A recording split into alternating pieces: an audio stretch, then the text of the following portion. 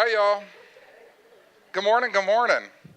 So let's see. That's what we're going to talk about today: how to reach millennials. And so my first thought was, why do they want a 56-year-old man to tell you how to reach millennials?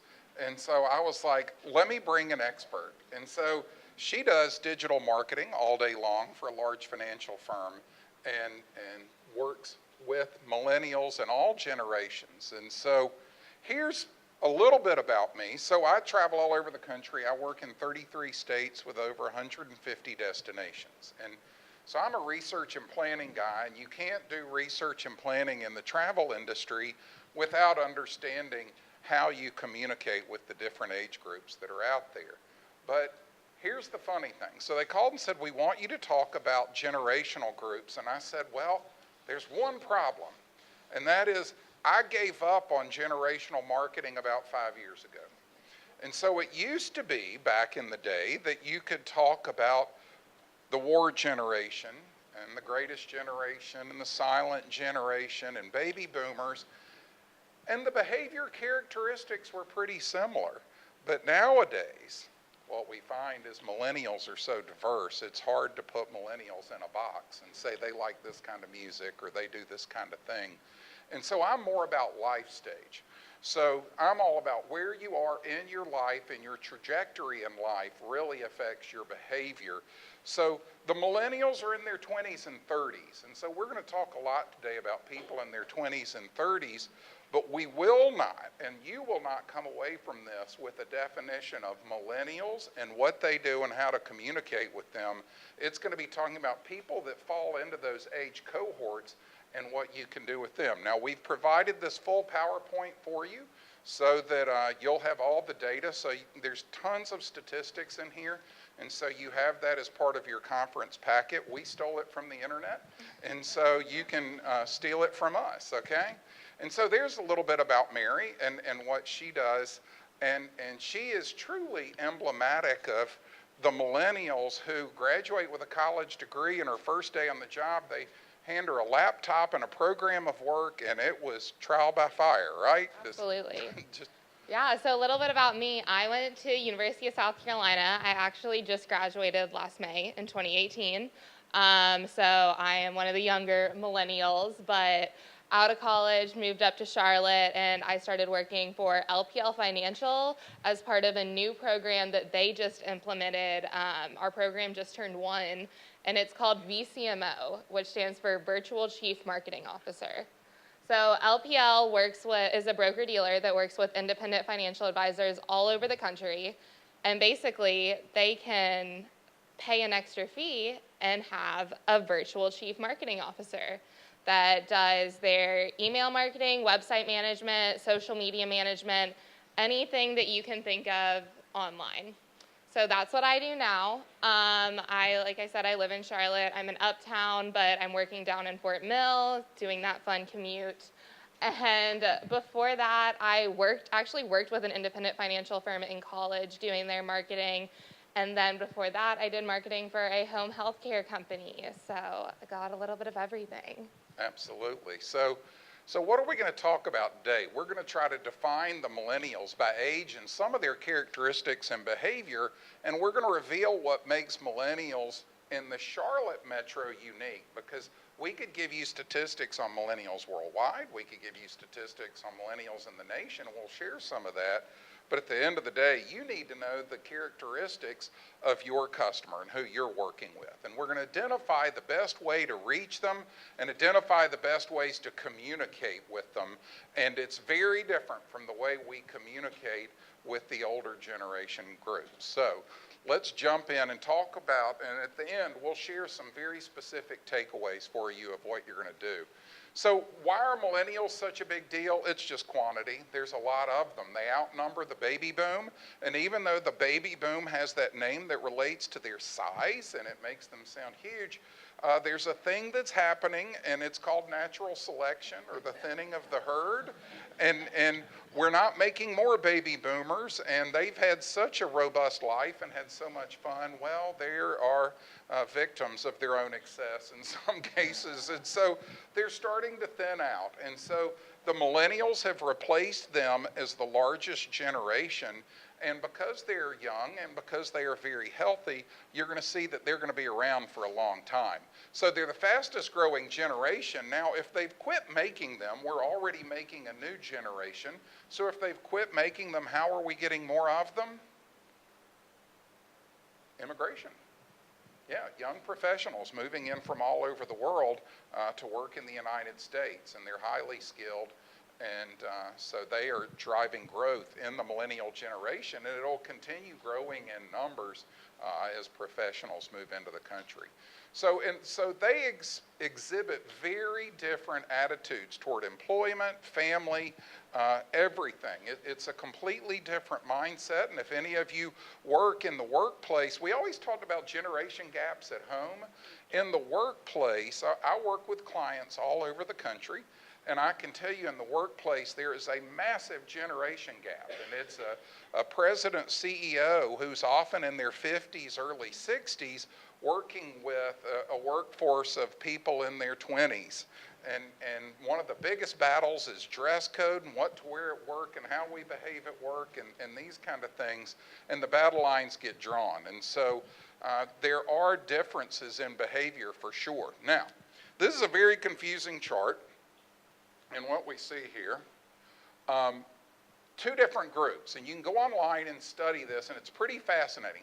Ann Fishman, we use her data a lot because Ann Fishman did the original studies for the U.S. government on generational behavior related to Social Security and the aging of the population and how it would affect the government's bank account and when Social Security would go bankrupt. Ann Fishman has very different dates than almost all other demographers. And so Gen HQ is just one example, and these are the pretty typical age groups that define the generation groups, all right? But Ann's is unique because her research really showed that the war generation started coming home and producing baby boomers in 1943. Every person involved in the war effort didn't wait until June of 45 to come home. Oftentimes they had served and or may have been injured, whatever. And so you'll often see growth. The baby boom really statistically started in 43, not 46. She cuts it off when Kennedy came into office because that was a huge shift from Eisenhower, and all prior presidents were kind of grumpy old men, and suddenly you had the youth and vigor of Camelot and the Kennedys, and so I pretty much, would y'all agree with that?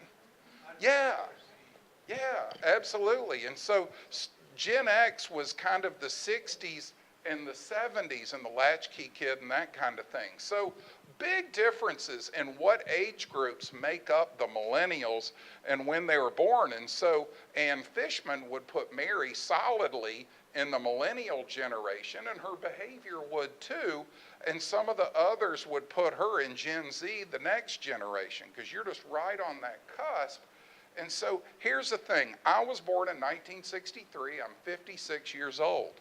This crowd puts me firmly in Gen X, some put me in, this puts me in Gen X, that puts me in the next in the baby boom. And so my behavior, I had 4 older siblings, and so my behavior is far more Gen X than it is baby boom, even though some demographers say I'm in the baby boom, not in Gen X.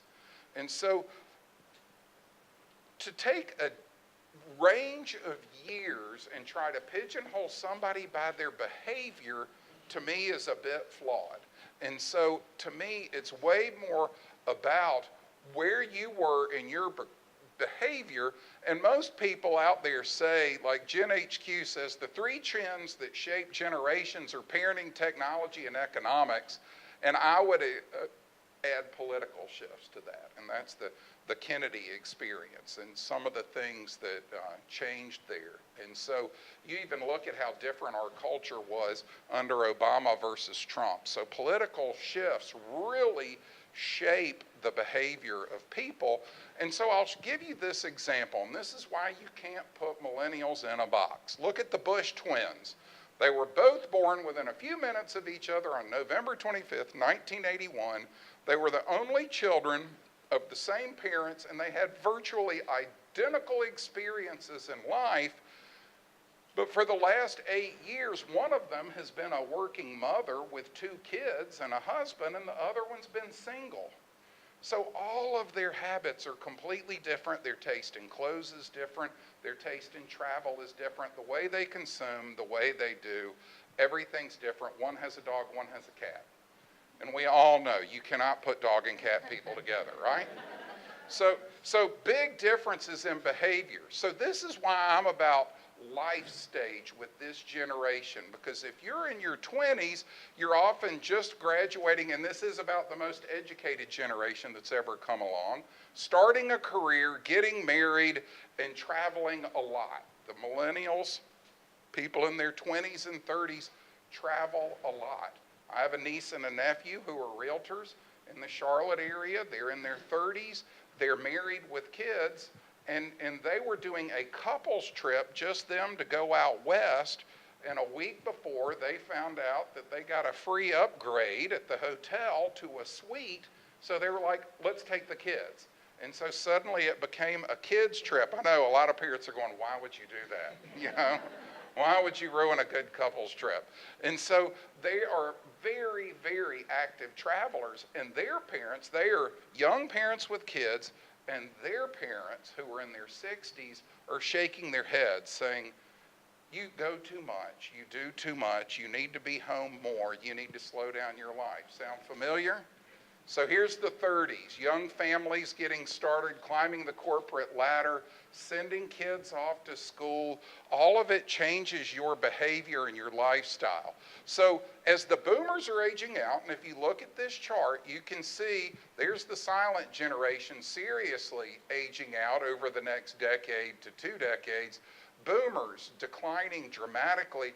Look how the millennials hold their numbers for really the next 30 years.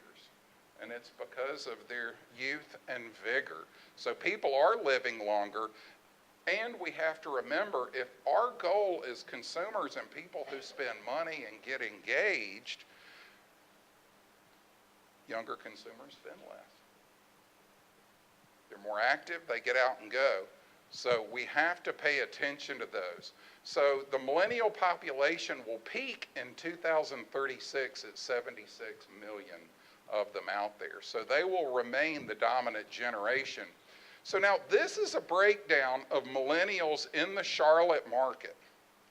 And so you see that 56.8% are white, about a quarter are black, Hispanic, about 12%, Asian, about 5%, and then you have Native Americans and other races in there. Very different from statistics in other markets. So if you went out to Oakland, California, where I've recently done research, they actually do not have a majority group in Oakland. They only have minority groups, and the largest minority group is white at 26%. And then they have 27 other minority groups that make up 3, 4, 5, 6, 7, 8% of the population, which is why they have such a hard time coming to political consensus or agreement on anything, because they're so incredibly diverse. So millennials are incredibly well educated. They're the most well-educated generation ever so far. And 36% of millennial females and 26% of millennial males have a bachelor's degree. Over half of them are single, never been married. In fact, the U.S. Census Bureau shows that in 1970, I think it was 85% of American households listed themselves as married. And in the 2010 census, it was 49% of Americans' households list themselves as married. And so this is just a simple rule of thumb to understand, because particularly in the world of travel marketing, when we want to show our destination is fun for families, we always go to that picture that's mom and dad with 2 children on bicycles. It's kind of, I call it the Ward and June Cleaver shot, because it's that old. And half the time it's a single parent, it's an interracial family, it is another minority family, and we keep showing the white family with 2 kids like that is our only customer out there.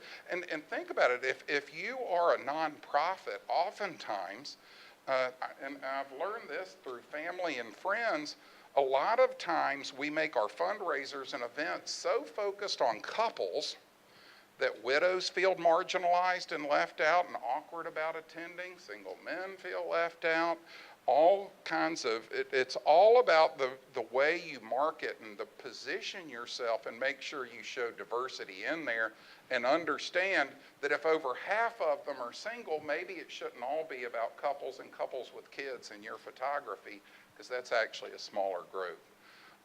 Many are single, 1 in 4 are now parents, and so they're getting into their parenting years, and only 56% identify as white, and these are national statistics. So you have to pay attention to who is your market. Is it in the Charlotte area or is it beyond?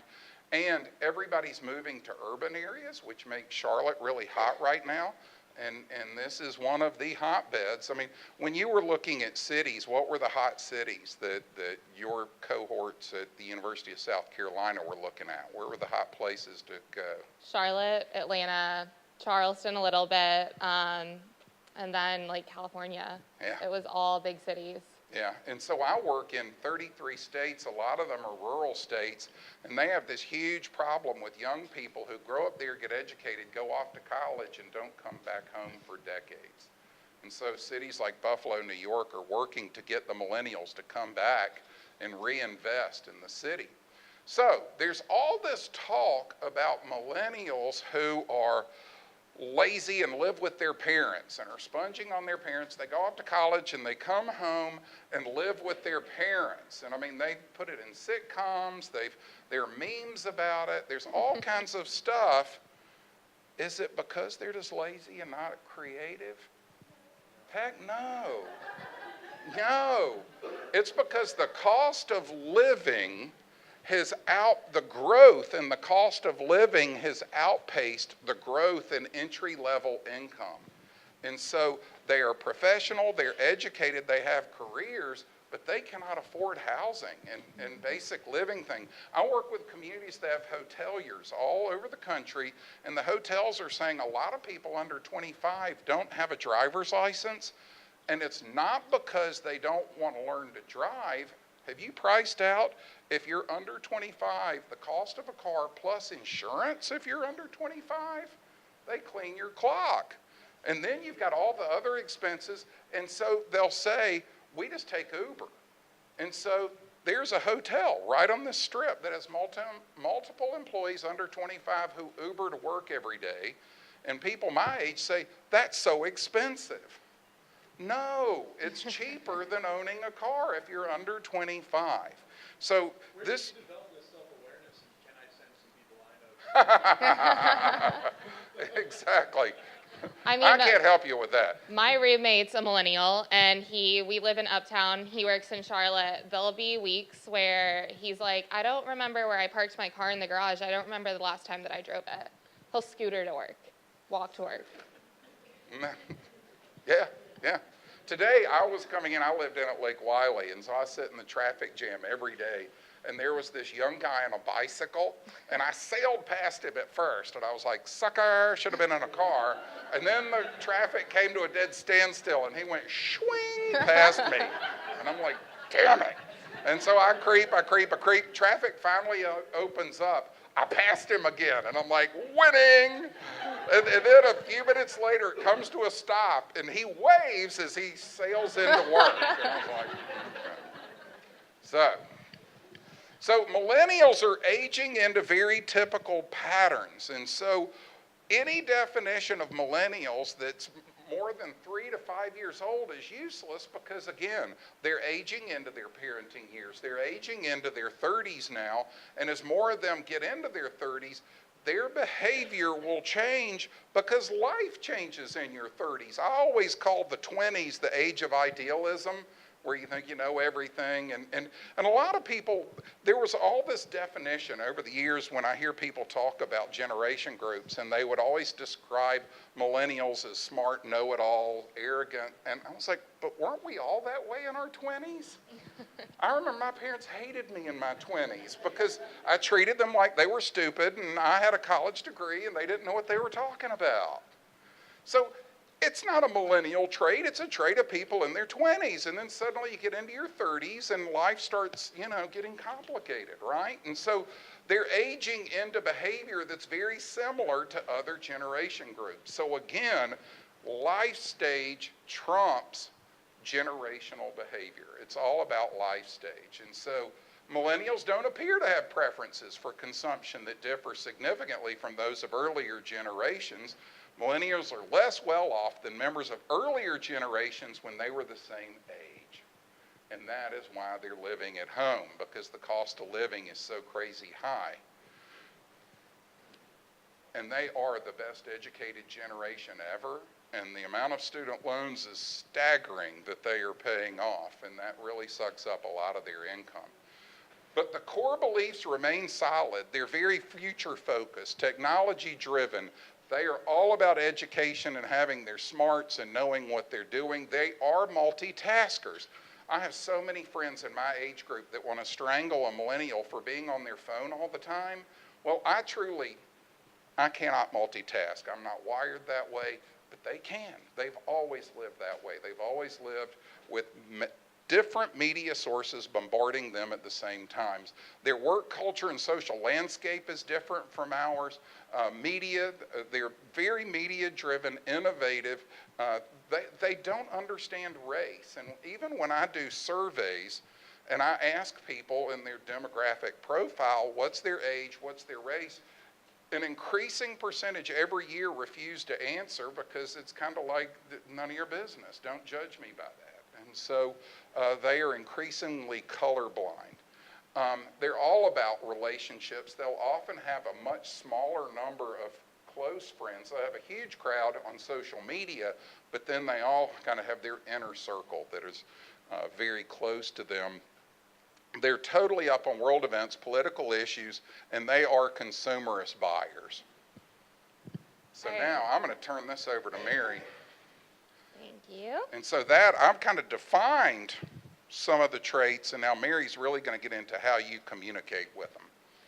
All right, so I love this stat. Millennials are 44% more likely to trust experts who happen to be strangers more than advertisements, and 247% more likely to be influenced by blogs or social networking sites.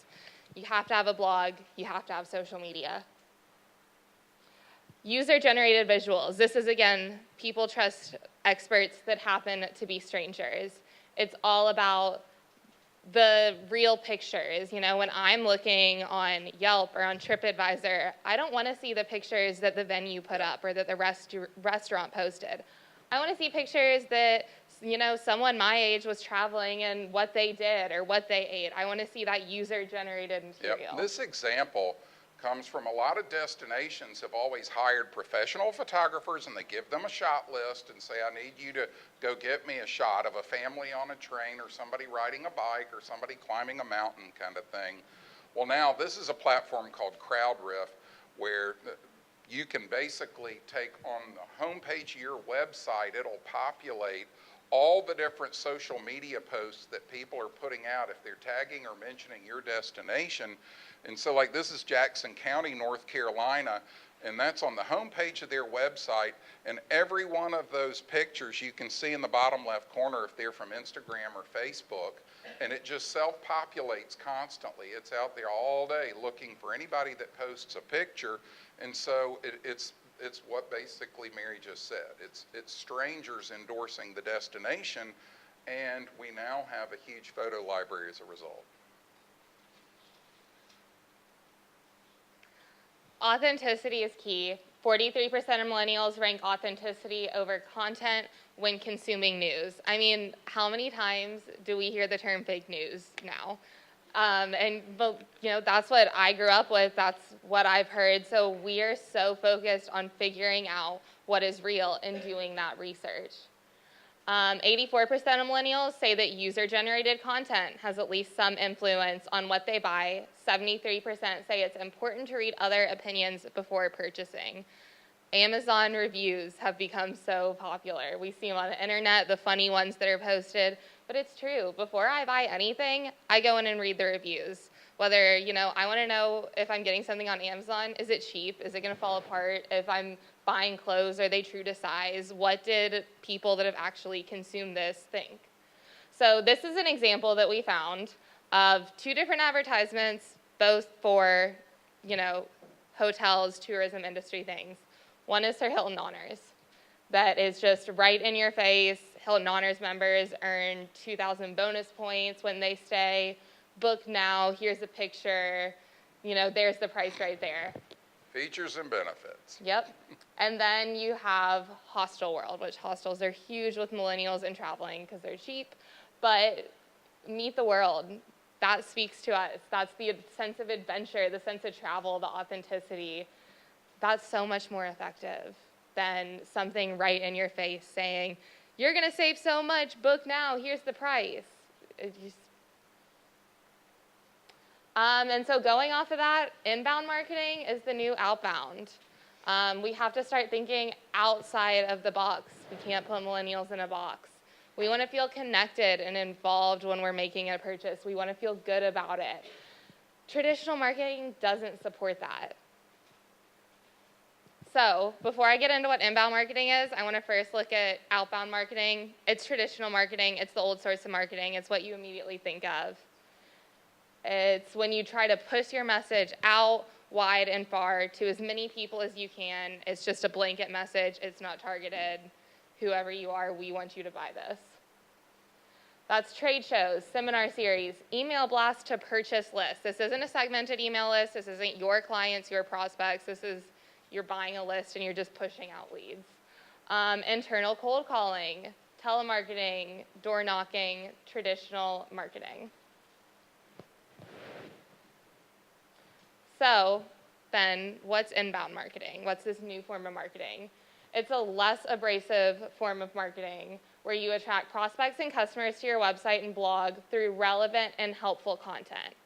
Once they're there, they want to stay there, they want to learn more, you try to interact with them. That's through like the pop-ups, sign up for our email list, or if you're on a site on like online shopping and you get the little chat bubble that has the icon of a person that says, "Hi, I'm so-and-so, do you have any questions? Can I help?"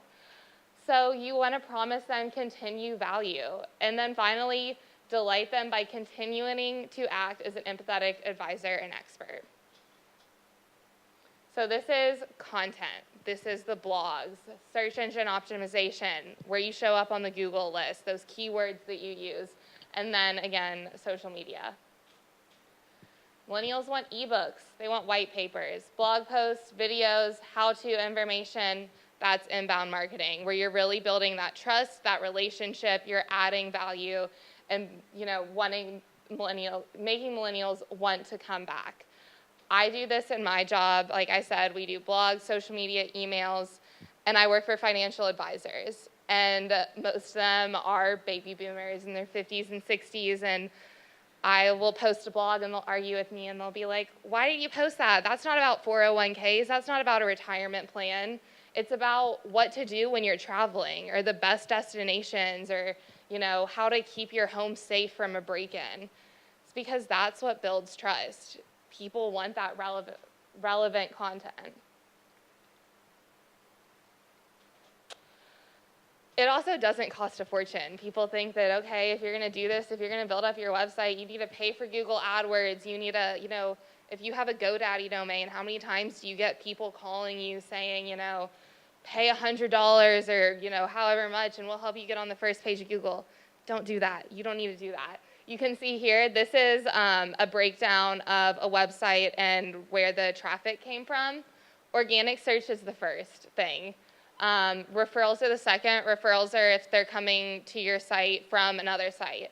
And then social media, again, if they're coming to your site from your social media accounts. Email marketing, fourth. Paid search is fifth. And you can see that's only, and for this particular website, that's only 451 people, 2.4% of the traffic. Organic search is 55,000. So you don't have to pay for it. You just need to generate that content. I love this quote. This is what we use all the time. The best marketing doesn't feel like marketing. Let me give an example of that. One of the destinations we work with is Abingdon, Virginia. Anybody been to Abingdon? Okay, so tell me why you went to Abingdon. I'm going to go around. What was the number one thing you did? What motivated you to go to Abingdon? A friend motivated you, so a referral. Okay, the Apple Festival. They got one in Hendersonville. That's closer. You went to Abingdon. I'm sorry? Rails to Trails, the Creeper Trail, okay? Who else? Did anybody else say they went to Abingdon?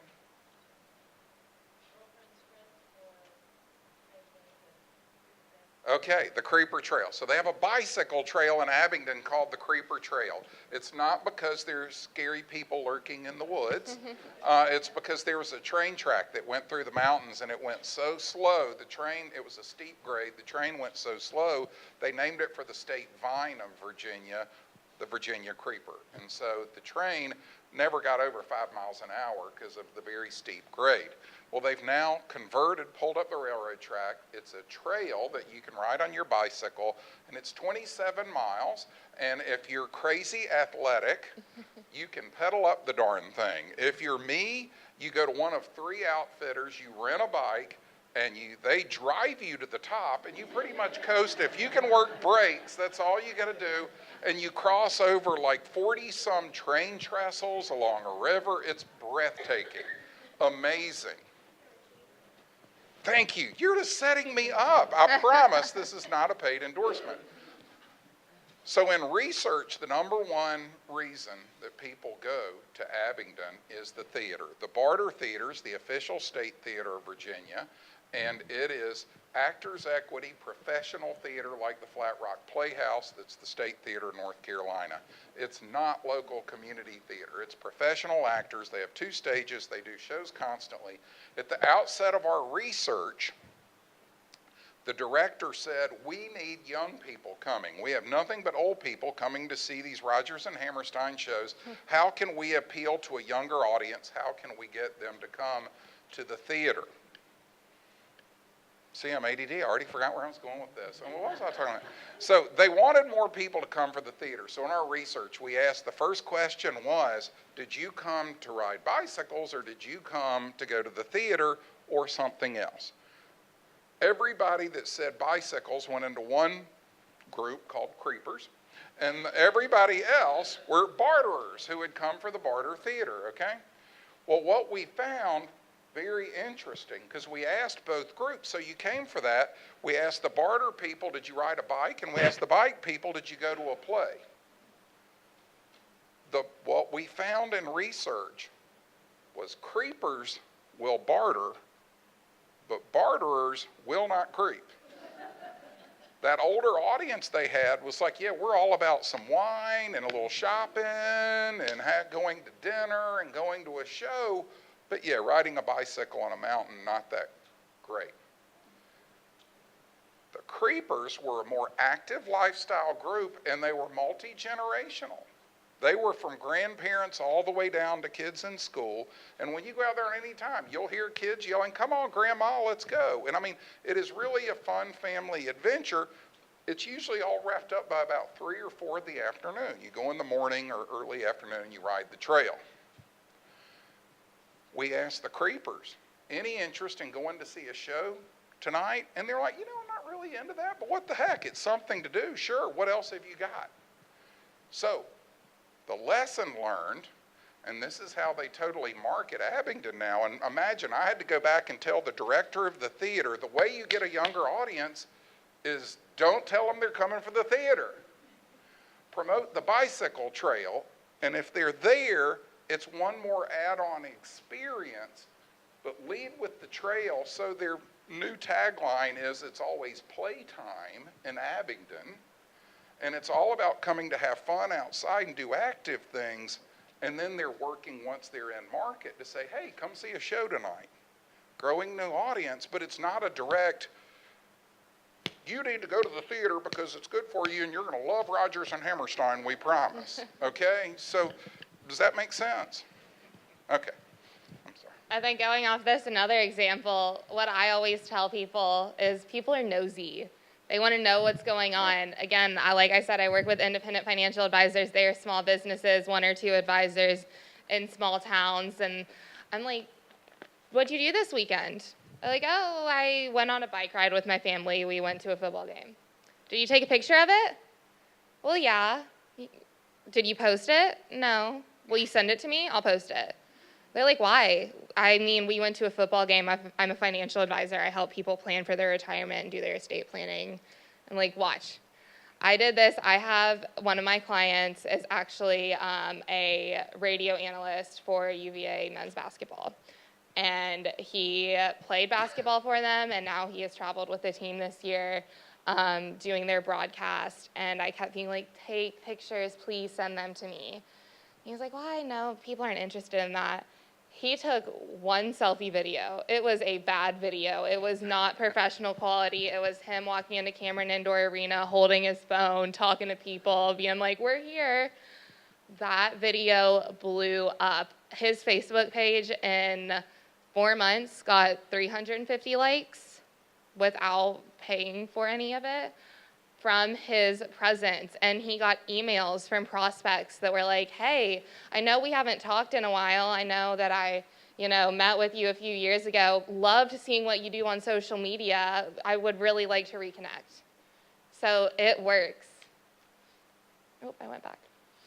All right, another thing, create content with our interest in mind, not our wallet. Goes back to what Berkeley said, we are well educated, we don't have a lot of money. So without ever being pushy, your educational content builds that strong brand consumer relationships. People appreciate honesty, and brands with transparent campaigns win. That also, again, builds that relationship, builds that loyalty. We are very loyal. If I have a good experience with one brand, I will shop there for the rest of my life, and I will promote it, I will talk about it. Content is king. Use content such as blogs to organically introduce your product or service and inspire purchase behavior. And again, this doesn't have to be anything super professionally written by a content writer. I have an advisor that once a month we do an around the office blog where each person within the staff just writes, 3 sentences on what they were involved in that month. We post it on their blog, email it out. It gets great engagement. Inbound methodology, with its emphasis on strong, consistent content creation, is not a fad, and it will continue to win over your ideal customers. This is not something that's trendy. This is not something that you're going to focus on now, and then 5 years later, there'll be a different successful method. This is here to stay, and this is really build strong relationships with your customers. So this is an example from my uncle's social media. Content that connects. This is from his business, Young Strategies, an article that he posted about Venice. We were putting this together, and the conversation over the last 3 weeks was, I would make a statement, and Mary would say, well, actually, Uncle Berkeley. We were going to subtitle this, well, actually, Uncle Berkeley. So this was when she started pulling bad examples from my social media post. I was like, okay. Yeah. I thought this was very informative about Venice planning to tax day trippers in an effort to curb tourism. It is so informative, and it got all of 5 likes and 3 comments. Go you. I have really thousands proud. of followers, by the way. All right, now let's go over to something more personal. There's this Donna. is still with a client, with Donna. Dinner with friends and colleagues from the tourism industry. We are at Crab Catchers here in my new community. 73 plus reactions and 15 comments. You know, and I don't have a single marketing tool, and I don't do any search engine optimization or anything for my website. My website is purely informational because my company is Young Strategies and we do research and strategic planning for the travel industry. My family to this day thinks I'm a travel agent, and they call me constantly and say, "Can you get me a ticket to San Diego?" And I'm like, "I'm not a travel agent. I do research and I mean, I wish I was, because it would be so much easier to explain what I do, because I explain it and still nobody understands it." He is a great source, though. Do what? I was going to say, you are a great source, though, when you're like in Athens, Greece, and the ferries go on strike and you can't get to Mykonos and are having a breakdown. Yeah. I was going on stage speaking at a conference, and Mary calls me. I'm like, that's kind of weird, calling me in the middle of the day, and she's calling, not texting. From and I Greece. answered the phone, and she was sobbing. And she was like, "I'm in Athens." And I was like, "Oh, my gosh, are you in jail? Are you in the hospital? What, have you been in a wreck? Are you okay?" And I was like, "Calm down. Tell me what's going on." And she was like, "There's a transportation strike, and I can't get to Mykonos for the party tonight." So I handed it to Amy, went on stage. It was like, "You've been to Greece. Figure this one out." It was all fun. But this one, Donna and I were at dinner with another client down in North Myrtle Beach last week. And as soon as that went up, everybody's like, because that's a big part of travel and it's what we do, okay? And so there are people who would say, "You're just off having a good time on your budgets and everything." But it's like, travel is about having a good time, you know? And if we're always suited up and hyper professional, then what are we promoting? And this was at the end of a very long work day, and we went out to dinner, and amazingly, I have found over the years that I get more business, because remember, I don't pay to promote my business. I get business from, this was another client actually who posted this picture of us, and a post like that goes up, or somebody will say, "Wow, just heard Berkeley Young speak. Got a lot of great information." Boom, I'll get 2 or 3 speaking contracts, clients will call, and it's creating that top of mind awareness where people are like, "Oh yeah, I saw where you just did a study." They see a post where a client says, "Just received a new research report from Young Strategies," and somebody will reply, "Ooh, call me, I need to get our research going." And so it doesn't have to be that on the left that's all informational and burr, burr, burr, burr, burr. It's more about, oh, that guy really travels. And I mean, I'm going to go to London for the weekend this weekend, and I'll post some pictures, and it'll make people say, "We need to get him because he travels so much, he can bring home great ideas to our destination." And again, going off what he said, top of mind awareness, another thing I would suggest is consistency is key. If you're going to do social media, do it. Don't just post something, once a month, let it go, 6 weeks, post something else. It takes 7 drips on average before someone makes that purchase. So really keep getting your information out there. All right, so again, with millennials, there's really power in collaboration. Millennials are interested in having a say and becoming product co-creators. Again, that creates that ownership, that brand loyalty. 42% said they are interested in helping companies develop future products and services, giving their feedback, having a say, having their voice be heard. Rather than the typical model of creating a product, putting it out for consumption, millennials are interested in being a part of the creative process. First example I thought of was Nike. If you go on their website, you can create your own shoes, pick, the fabric colors, pick what fabric you want the Nike swoosh to be in. And that makes you, feel that sense of ownership. These aren't, just some $150 pair of tennis shoes that I went to Dick's Sporting Goods and paid for. I was willing to pay $150 for this pair of tennis shoes because I got to put my own stamp on it. Well, and how many of you have bought a pair of shoes because they gave another pair of shoes to charity, or, there was some benefit to the purchase? I mean, I'll even, if I'm looking for a silent auction, I'll look on there and see what there is on that silent auction list that I need. And I've often thought, what if a charity actually sent out a survey to all the attendees and said, because, you know, if you ever chaired a silent auction, you're running around town. I was at one where they had like a year's supply of kitty litter. And I'm like, okay, whatever. I guess there's a few cat people here that want that. But what if they sent a survey to all the attendees ahead of time that said, what major purchases are you making in the next 6 months? And then go get those items for the silent auction. And now they're buying something they need and making a charitable contribution at the same time.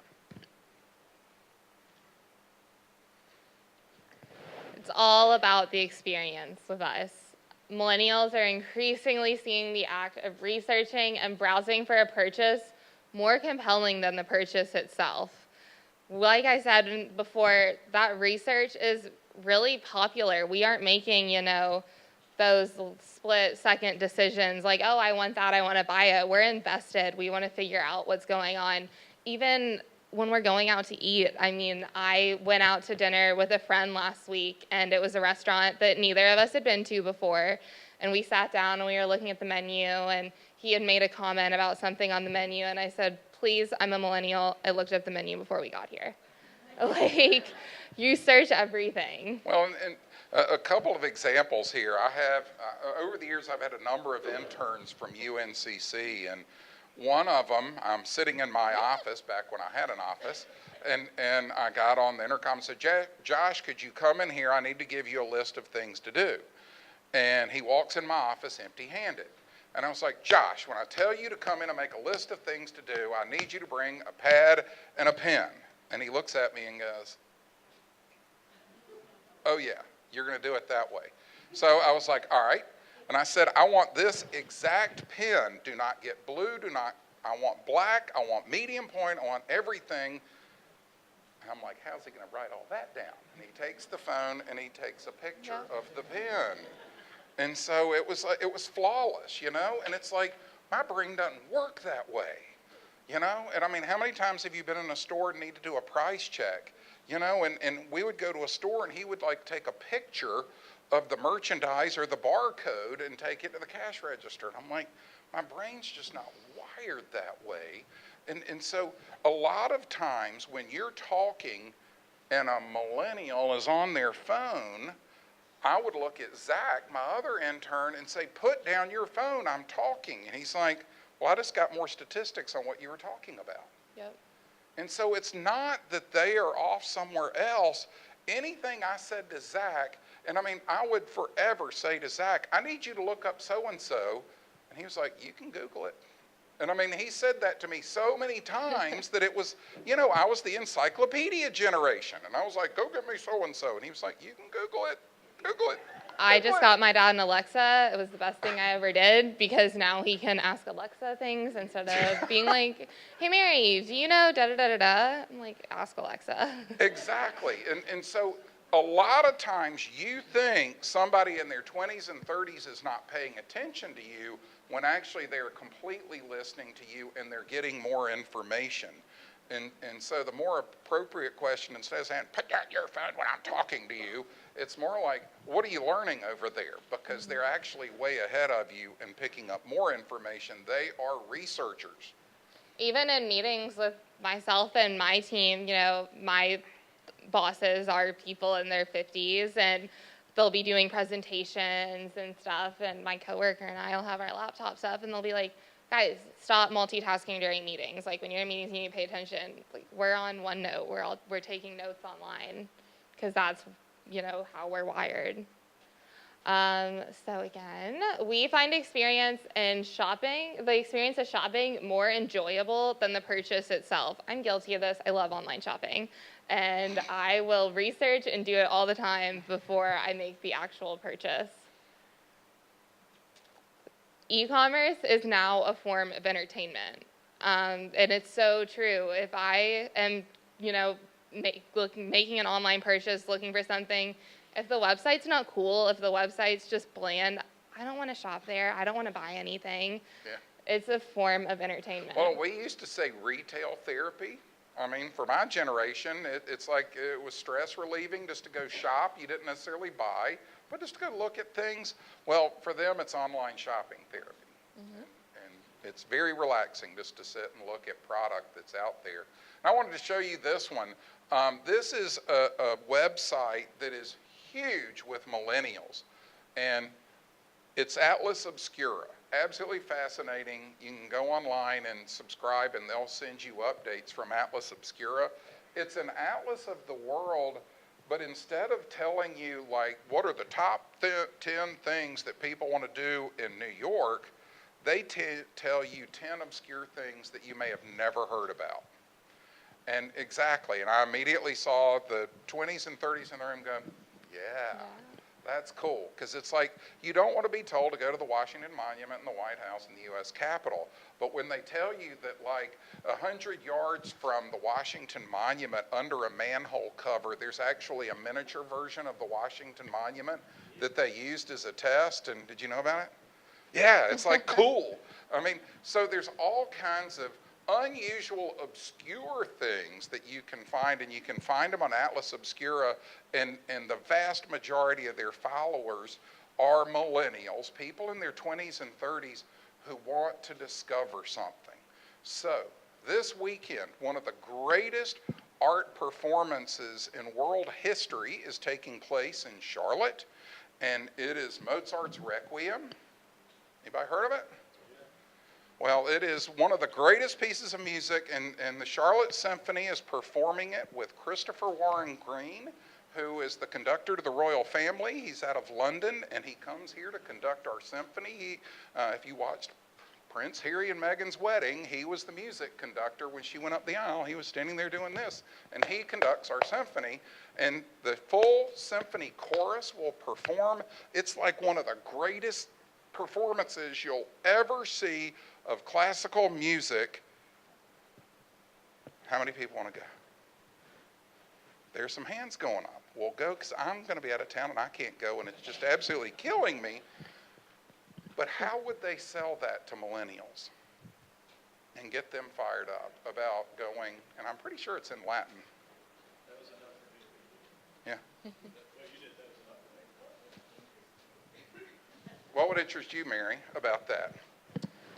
Because that's an arts group. That is a nonprofit that needs to appeal to a younger audience. Because when I go, literally the person, I'm changing my seats because the guy next to me, his hearing aid goes, and it drives me crazy. So the nonprofit, I mean, what's this benefiting? What, if I'm going to pay for this ticket, where's my money going? That is the type of marketing that appeals to me, that would appeal to my friends. You know, is there an event before? Is there an event after? You know, will there be food? Will there be drinks? Is there some kind of socialization? And what's the nonprofit? And the conductor does come out on stage a half hour before and do a talk with the people to kind of say, this is what you're going to hear tonight, and this is how this comes together, and all like that. And I think he does one after. And so there are things like that, but can you see how the way you promote it to appeal to the millennials is completely different than, you know, with the people in the 50s and 60s, it's all about be a grand patron and support your symphony and you'll get name recognition in the program. Do millennials care about their name in a program in the Silver Society? Yeah, making it social, making it fun. There's a group in Greenville, South Carolina called the Round Towners, and it's for people in their 20s and 30s. It's social charity, and what they do is it's a social club that you can join. Anybody can join if you're in your 20s and 30s and you're civic minded, and they have a social event, usually at a bar, every month, and everybody's issued a shirt that identifies them as being in the Round Towners. All the charities come to that social event. If they have a festival coming up, they all show up and pitch to the people in their 20s and 30s and say, we need 10 volunteers to take tickets at our upcoming event, and this is what it's about and everything. So it's social volunteering and engagement. Yes? I was just going to ask her, would it appeal to millennials to say something like, do you want to be president in front of the same director who was in front of Absolutely. like that connection? Absolutely, the uniqueness and the experience, and, you know, I don't know if y'all know it, but a big term is FOMO, that fear of missing out. Like, this is the biggest event, one-time opportunity, who knows when this is coming back, and it's the conductor for the royal family, you aren't going to want to miss it. So here are takeaways. So, millennials are too many and diverse to be defined easily. You got to keep pushing that button. Let's go ahead and throw them all up there. The Charlotte region millennials are different from the broad cohort. So know your customer. Know who's. It's amazing to take a cue from Zach. Google it. I mean, most of this information, we Google it and get off the internet and cite our source very clearly and get permission to use it. But it's all information that's out there. And so to understand who your audience is demographically is critical on understanding who you're going after. Knowing that customer, target market to them. Authenticity and sincerity is absolutely critical when you're working with people in their 20s and 30s. I mean, they have a BS meter like you wouldn't believe. And if you are inauthentic and insincere, you lose them instantly and may not get them back. You got to focus on making that emotional connection rather than selling features and benefits. And influencers are really powerful. Expert reviews, blogs, social media, that kind of thing is really powerful. And you know, and even in every research study I do, when we ask visitors, where did you get information about the destination? The number one response is always from friends and family. Somebody at work or a friend referred me to that hotel or that experience or that place. So it works. Use inbound and outbound marketing strategically. Content is absolutely king. In the travel industry, we talk all the time about storytelling, that put the story behind the Vanderbilts and why they built a house in Asheville and why they did what they did. And that's what they're now showing, like this year's the year of the house party. It's all about humanizing the experience and making it personal. It's not about how many rooms and how many pieces of furniture and all the porcelain that you're going to see. So content. And finally, the search and shopping process is enjoyable for this generation. So make it a fun, exciting process like Atlas Obscura. Make it fun to explore. And with that, we'll see if you guys have any questions for us. I think Lisa said we're good till noon. Yep. Notice everybody wants to ask Mary the questions. There it is. You're on the firing line. Yeah. I've understood that there's two different versions. Uh-huh. Depends on if you were born baby boomer parents or Gen X parents. That makes a big difference. That does. Yeah, absolutely. I have two baby boomer parents. My dad is a little bit older. My mom's his older sister, so very close. But yeah, there's a big difference between that and my values and things that I find important based on my friends that have younger parents. I really value the tradition, being raised by my mom, and Berkeley's been a big influence in my life growing up. It's, nurture, not nature. So really... Well, and I would say that, like, I grew up with much older parents. I was the fifth child. They made it clear that I was an oopsie. And not planned. There were 4 bedrooms in the house, and I kind of dressed in the hall and just slept in whatever bed was available. My older siblings grew up with young, struggling parents who were on a budget all the time. By the time I was really like the first grandchild. I mean, they were in their 40s when I was born. So by the time I came along, my parents were empty nesters with me. And so I would say, like, hey, Mom, can you do, like, the Halloween party at school? And she was like, I'll call a caterer. I've done that. It's like after years of making cupcakes for stuff, she was, like, done with it. So my experiences growing up were very different. I traveled more, experienced more than somebody who had very young parents who were on a budget all the time. And I mean... By the time I came along, I didn't know there were sales. I was totally a retail kid because, again, my mom was burned out and just done with it all. So it really affects the behavior, and that is cross-generational. And that's even, I have a sister who's an older millennial. She's actually my half-sister. My dad was married before, and he got married at his first marriage when they were like 19 and 20. And that's when my sister was born, and they were young parents. They were struggling, didn't have a lot of money.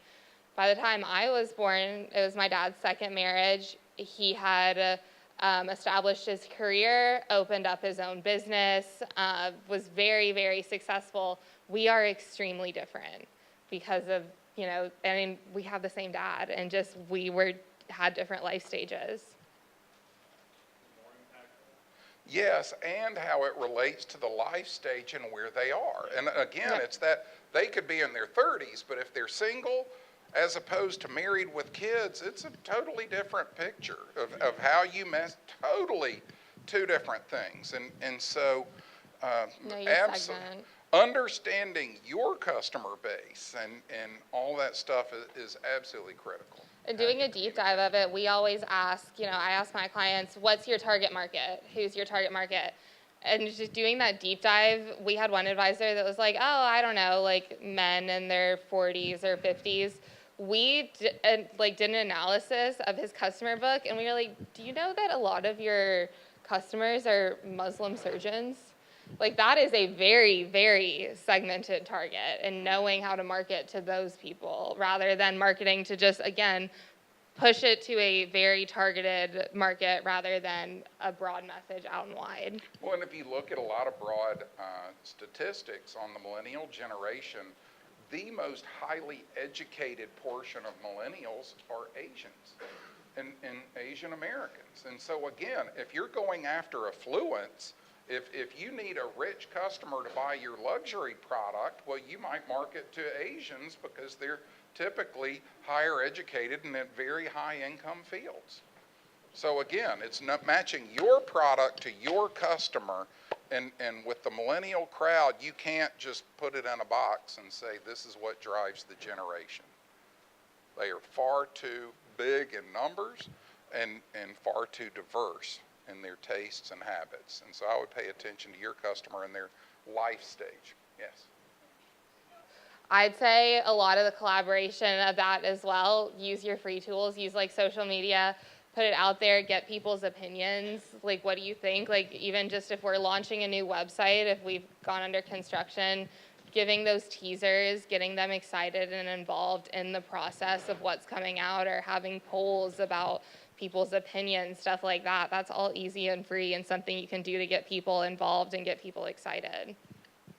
So what do we use? We use them mainly for blogging as as a point of contact. We have a lot of gated content or a lot of lead generation forms, but also, again, that like user experience and that research and relationship. We have calculators on, if you take your Social Security benefits at 62 versus 65, if you start saving for retirement at 25 versus 35, just having all of this content, making it a big content resource. See, and I would argue that it's different by field. Mm-hmm. And so, because in the travel industry, she's in the financial industry, nonprofits, et cetera, it would totally depend on what the website is for and what the product is. Yeah, I agree, 100%.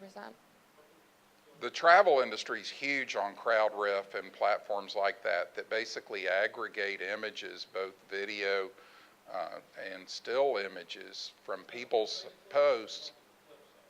It's on usually on the website. Like, don't y'all use that on the homepage? You don't?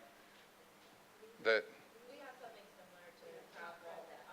They're changing Sparkloft and yeah. privacy settings where you could find personal pages that have tagged your business or location, and they're aggregators. They look at Facebook, Instagram, Twitter.